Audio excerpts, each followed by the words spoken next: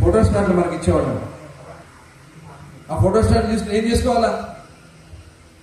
ఏదైనా కోర్టుకి వెళ్దామంటే లోకల్ కోర్టు, హైకోర్టుకి వెళ్ళాలంటే ఏదైనా సమస్య ఉంది, హైకోర్టుకి వెళ్ళగలమా? మనం వెళ్ళి ఆ ఖర్చు పెట్టుకోగలమా? ఇవాళ భూ హక్కు చట్టం పెట్టి మనల్ని ఆస్తులు దోచాలని జగన్మోహన్ రెడ్డి ప్రయత్నం చేస్తే, ప్రజల్లో పనికిరామని చెప్పి తోలేస్తే, చంద్రబాబు నాయుడు గారు వచ్చిన వెంటనే దాన్ని భూ హక్కు చట్టాన్ని రద్దు చేసిన విషయాన్ని కూడా ఈ సందర్భంగా మీకు గుర్తు చేస్తాను. ఇదే కాదు, యువతకు ఉద్యోగాలు లేకుండా చేశాడు. 5 సంవత్సరాలు నేను వాలంటీర్లు ఇచ్చాను. వాలంటీర్లు ఎందుకంటే 5,000 రూపాయలు వాళ్ళకి ఇస్తే ఏం సరిపోతుంది? మోసం చేసి వాడుకుని రాజీనామాలు చేయమని చెప్పి ఎలక్షన్స్ ముందు చెప్పించి రాజీనామాలు చేయించి వాళ్ళ జీవితాలని నాశనం చేశారు. ఇంజనీర్లు ఉన్నారు, దాంట్లో డిగ్రీ చదువుకున్న వాళ్ళు ఉన్నారు, చాలా మంది పీజీ చేసిన వాళ్ళు ఉన్నారు. ఏదో ఇంటి దగ్గర ఉంటే జీతమైనా పెంచుతాడేమో గవర్నమెంట్ ఉద్యోగం కదా అని వస్తే వాళ్ళ బతుకులు లేక చేసినటువంటి వ్యక్తి జగన్మోహన్ రెడ్డి.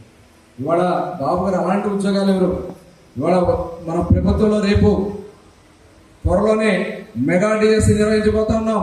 16,800 పోస్టులు, టీచర్ పోస్టులు ఇచ్చి వాళ్ళు కూర్చోబెట్టే కార్యక్రమాన్ని మనం చేయబోతా ఉన్నాం. రిజర్వేషన్ ప్రకారం అవి జరగబోతా ఉన్నాయి. ఇదే కాదు, స్కిల్ సెన్సెస్ అని మనం చేసే వృత్తులు మీద మన వాళ్ళు కూడా చాలా మంది ఉన్నారు, చాలా వృత్తుల్లో ఉన్నారు.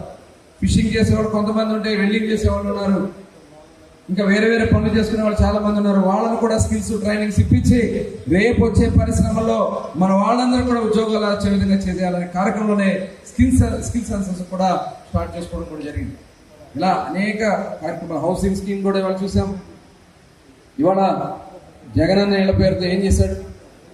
భూముల్లో దోచుకున్నాడు. ఇదే జిల్లాలో ఆవు భూములు ఇచ్చి, పనికిరాని భూములు ఇచ్చి ప్రజలు మోసం చేయాలి. ఒక్కొక్క 40 లక్షలు, 2 లక్షలు, 3 లక్షలు ఖరీదు చేయని భూముల్ని 40 లక్షల రూపాయలు కొనుగోలు చేసి వాళ్ళ కార్యకర్తలు, నాయకులు దోచేశారు.